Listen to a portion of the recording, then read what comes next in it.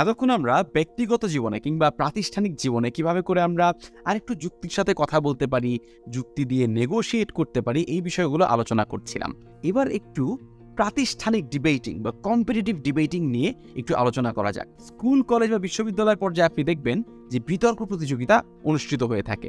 এই বিতর্ক প্রতিযোগিতাগুলোতে কোন নিয়মে বিতর্ক হয়, কিভাবে করে সেই বিতর্কে ভালো করা যায়, বা বিতর্কের যে স্পোর্ট অংশটুকু আছে সেই স্পোর্ট অংশটুকু কিভাবে করে খেলতে হয় তা নিয়ে এখন আমরা আলোচনা করব। এবং সেই আলোচনাটা শুরু হবে বিতর্কের ফরম্যাট দিয়ে, অর্থাৎ বেসিক স্ট্রাকচারটা কি, নিয়মটা কি। আন্তর্জাতিকভাবে সব থেকে বেশি প্রসিদ্ধ দুটো ফরম্যাট রয়েছে, একটা হচ্ছে ব্রিটিশ পার্লামেন্টারি এবং আরেকটা হচ্ছে এশিয়ান পার্লামেন্টারি। বাংলা বিতর্কের ক্ষেত্রে এশিয়ান পার্লামেন্টারি যে ফরম্যাটটি রয়েছে তা সব থেকে বেশি পপুলার। আমরা অন্য একটি ভিডিওতে ব্রিটিশ পার্লামেন্টারি নিয়ে বিস্তারিত আলোচনা করব। এই ভিডিওটাতে আমরা এশিয়ান পার্লামেন্টারির যে ফরম্যাটটা রয়েছে সে ফরম্যাট নিয়ে বিস্তারিত আলোচনা করি। এশিয়ান পার্লামেন্টারি ফরম্যাট বা সংসদীয় বিতর্ক বাংলায় বললে, এটা মূলত ধরেন এশিয়ার যে সকল সাধারণ সংসদ রয়েছে, ধরুন বাংলাদেশের সংসদ, সেই সংসদের আদলে একটা বিতর্কের ফরম্যাট। একটা সংসদে আমরা কি দেখি, একটা প্রস্তাব থাকে এবং সেই প্রস্তাবের পক্ষে সরকার দল কথা বলে, বিপক্ষে বিরোধী দল কথা বলে। ঠিক একইভাবে এশিয়ান পার্লামেন্টারি ফরম্যাটে একটি পক্ষ দল থাকে, একটি বিপক্ষ দল থাকে, যাদেরকে ওই পার্লামেন্টের ভিতরে সরকারি দল এবং বিরোধী দল বলা হয়। এই দল দুটো ওই প্রস্তাবটির পক্ষে এবং বিপক্ষে কথা বলে। আপনারা জিজ্ঞেস করতে পারেন যে প্রস্তাব কি সবসময় সরকারি দলই উত্থাপন করবে? হ্যাঁ, প্রস্তাব কেবলমাত্র সরকারি দলই উত্থাপন করবে। বিরোধী দলের কাজ বিরোধিতা করা, সরকার দলের কাজ পক্ষ সমর্থন করা। এই বিতর্কের ফরম্যাটে প্রত্যেক দলে 3 জন করে বিতর্কিত থাকেন। সরকারি দলের প্রথম যিনি কথা বলেন তাকে বলা হয় প্রধানমন্ত্রী, দ্বিতীয় যিনি কথা বলেন তাকে বলা হয় মন্ত্রী এবং তৃতীয় যিনি কথা বলেন তাকে বলা হয় সরকার দলীয় সাংসদ। অন্যদিকে বিরোধী দলে যারা থাকেন সেই 3 জনকে প্রথম বক্তাকে বলা হয় বিরোধী দলীয় নেতা, দ্বিতীয় যিনি থাকেন তাকে বলা হয় বিরোধী দলীয় উপনেতা এবং তৃতীয় যিনি থাকেন তাকে বলা হয় বিরোধী দলীয় সাংসদ। এই 6 জনের মধ্যেই বিতর্কটা হয়ে থাকে। প্রত্যেক বক্তা এশিয়ান পার্লামেন্টারি ফরম্যাটের নিয়ম অনুযায়ী 7 মিনিট করে প্রাথমিক বক্তব্য দেওয়ার সময় পান। এর পরবর্তীতে যুক্তিখণ্ডের জন্য আলাদা 3 মিনিট সময় থাকে, সেটা আলাদা, কিন্তু প্রথমত এই 7 মিনিট সময় থাকে। এখানে বলে রাখা ভালো যে বাংলাদেশে টুর্নামেন্ট পরিচালনার সহায়তায় অনেক সময়ই 7 মিনিটের জায়গায় 5 মিনিট বক্তব্যের সময় বেঁধে দেওয়া হয়। বিশেষ করে স্কুল লেভেলে যেহেতু 7 মিনিট অনেক বড় সময় হয়ে যায়, 5 মিনিটের সময় দেওয়া হয়, কিন্তু বাদ বাকি ফরম্যাটটা মোটামুটি সেম। এবং বিতর্কের ফরম্যাটটাও খুবই সিম্পল। সবার আগে সরকারি দলের প্রথম বক্তা অর্থাৎ মাননীয় প্রধানমন্ত্রী এসে কথা বলেন, তিনি তার প্রস্তাবটি উত্থাপন করেন, তার পক্ষে যুক্তি দিয়ে যান। এরপরে বিরোধী দল থেকে একজন আসেন অর্থাৎ বিরোধী দলের নেতা আসেন, তিনি এসে প্রস্তাবের বিরোধিতা করেন, কেন বিরোধিতা করছেন তা তুলে ধরেন। এভাবে করে একে একে প্রত্যেকেই তার নিজ নিজ বক্তব্য রাখার সুযোগ পান। হঠাৎ করে একজন দাঁড়িয়ে গিয়ে বক্তব্য দেন এমনটা হয় না, আগে থেকে ঠিক করা থাকে কে কার পরে বক্তব্য দিবে এবং সেভাবে করেই দলের যে রোল আছে রোলটা সেট করা থাকে। অর্থাৎ সরকার দল থেকে সবার আগে প্রধানমন্ত্রী, তারপরে মন্ত্রী, তারপরে সাংসদ, বিরোধী দল থেকে সবার আগে বিরোধী দলের নেতা, উপনেতা, তারপরে সাংসদ, অর্থাৎ এই অর্ডারটাও কিন্তু মেনটেন করতে হয়। এখানটাতে খুব গুরুত্বপূর্ণ একটা বিষয় হচ্ছে প্রস্তাবনা, বিতর্কের বিষয়।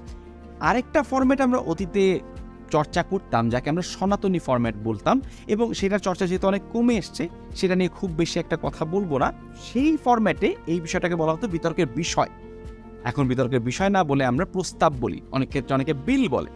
সো বিতর্কের প্রস্তাব জিনিসটা কি আসলে? যেই বিষয়টা নিয়ে বিতর্ক হবে তাকেই বিতর্কের প্রস্তাব বা প্রস্তাবনা বলে। আমি উদাহরণ দিয়ে বলি, সাধারণত 3 ধরনের প্রস্তাবনা আমরা সংসদীয় বিতর্কে দেখতে পাই। প্রথম যে ধরনটা আছে সেটা হচ্ছে উচিত বা ঔচিত্য নিয়ে একটা ধরনের প্রস্তাব হয়ে থাকে। কোনো একটি বিষয় উচিত কি উচিত না তা নিয়ে আলোচনা হয়। একটা উদাহরণ দিই, যেমন আমি যদি বলি যে ঢাকা শহর থেকে ধূমপান চিরতরে নিষিদ্ধ করা উচিত, বাংলাদেশ থেকে সকল বিদেশি টিভি চ্যানেল নিষিদ্ধ করা উচিত, বাংলাদেশের প্রতিটি পুরুষের উচিত বাসায় নিয়মিত রান্নাবান্না করা। এই যে আমি বলছি যে কিছু কাজ করা উচিত, আমি তাদেরকে দিয়ে করাবো, করবো, করে ফেলবো এমন কিছু বলছি না, আমি বলছি করা উচিত। সো এই ঔচিত্যের উপর ভিত্তি করে অনেক প্রস্তাব হয়। সেখানটাতে সরকার দল এসে বলে এটা করা উচিত এবং বিরোধী দল এসে বলে এটা করা উচিত না। পুরোপুরি ঔচিত্যের উপরে বিতর্ক হয়। তবে অবশ্যই যদি এটা করা হয় তাহলে সুফল কি, যদি করা না হয় তাহলে কুফল কি, অবশ্যই সেই বিষয়ে আলোচনা হবে। কিন্তু দিন শেষে ঔচিত্যের উপরে ভিত্তি করে এই বিতর্কটা হয়। দ্বিতীয় যেই ধরনের বিতর্কের প্রস্তাব আমরা পেয়ে থাকি তা একটু অ্যাকশন কেন্দ্রিক। তার মানে হচ্ছে যে এরকম করা হবে, করব। অর্থাৎ এই প্রস্তাবগুলি অনেকটা এরকম হয়, এই সংসদ ঢাকা শহর থেকে ধূমপান নিষিদ্ধ করবে। এই সংসদ মানে কি? এই সংসদ মানে হচ্ছে এই যে 6 জন বসে আছি, আমরা আলোচনা করব এবং লড়াই করব, এবং লড়াই করে শেষ পর্যন্ত যদি আমরা বিজয়ী হই, অর্থাৎ সরকার দল যদি বিজয়ী হয়, তাহলে আজকে থেকে এই শহরে যেই ধূমপান রয়েছে তা নিষিদ্ধ হয়ে যাবে। এখন ভাই আপনি বিতর্কে জিতলেন, তাহলে কি আসলেই ধূমপান নিষিদ্ধ হয়ে গেল? না, হলো না।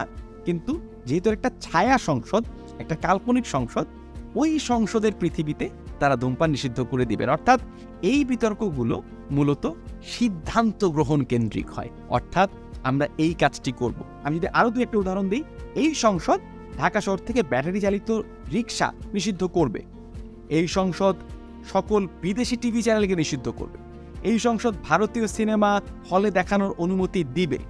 অর্থাৎ লক্ষ্য করছেন যে প্রতিটি ক্ষেত্রে নতুন একটা স্টেটাস কো নিয়ে আসার একটা প্রস্তাবনা করা হচ্ছে। বর্তমানে যা হয় না এমন কোনো কিছুকে চালু করবার চেষ্টা করা হচ্ছে, বা বর্তমানে করা হয় এমন কিছুকে নিষিদ্ধ করার চেষ্টা করা হচ্ছে।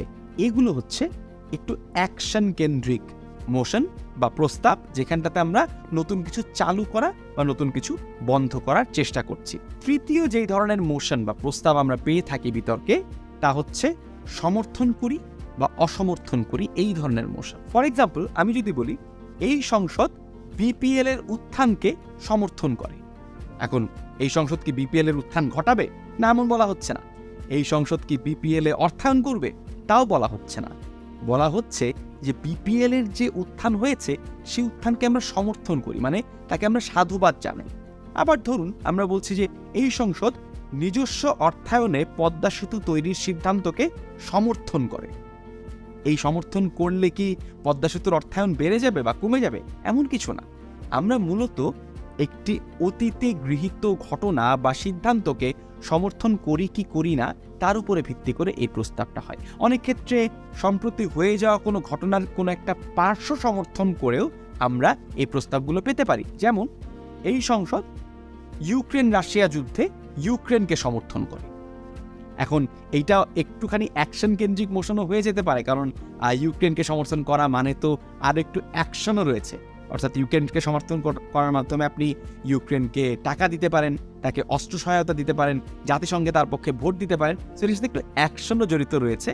কিন্তু বেশিরভাগ সমর্থন বা অসমর্থন জাতীয় প্রস্তাবে সাধারণত ওই মূল ঘটনাটি আদৌ সমর্থনযোগ্য কিনা, সেটা আদৌ গণমানুষের জন্য ভালো কিনা, জনগণের কোনো ক্ষতি হয় কিনা, এই বিষয়ক আলোচনা হয়ে থাকে। আমরা যদি বলি যে এই সংসদ 6 মাস ব্যাপী মাতৃত্বকালীন ছুটি সমর্থন করে, অর্থাৎ মাতৃত্বকালীন ছুটি আছে আগে থেকেই, আমরা সেটাকে সমর্থন করি বা অসমর্থন করি। 18 বছর বয়সের নিচে যে কোনো শিশুর কাজে অংশগ্রহণ করা আমরা অসমর্থন করি, এটা একটা মোশন হতে পারে। ঠিক আছে, অর্থাৎ এই জাতীয় প্রস্তাবে আমরা বর্তমানে এক্সিস্টিং কোনো কিছুকে সমর্থন বা অসমর্থন করছি। অর্থাৎ আমরা 3 ধরনের প্রস্তাব নিয়ে কথা বলেছি। এক ধরনের প্রস্তাবে আমরা বলেছি যে কোনো কিছু করা উচিত বা উচিত না, এই ধরনের মোশন হয়। আরেক ধরনের মোশন আমরা দেখেছি যেটা তার একটু অ্যাকশন ওরিয়েন্টেড হয়, যে এই সংসদ কিছু একটা করবে, নতুন কিছু একটা ইমপ্লিমেন্ট করবে, নতুন কিছু একটা নিষিদ্ধ করবে। আরেকটা আমরা মোশন দেখেছি বা প্রস্তাব দেখেছি যেখানটাতে কোনো কিছুকে আমরা সমর্থন করি বা অসমর্থন করি। প্রত্যেকটি প্রস্তাবনার ক্ষেত্রে কিভাবে করে আমরা প্রস্তাবটাকে অ্যানালাইজ করব, কিভাবে করে আমরা কনটেক্সচুয়ালাইজ করব, তা আমরা শিখে নিব পরবর্তী ভিডিওগুলোতে।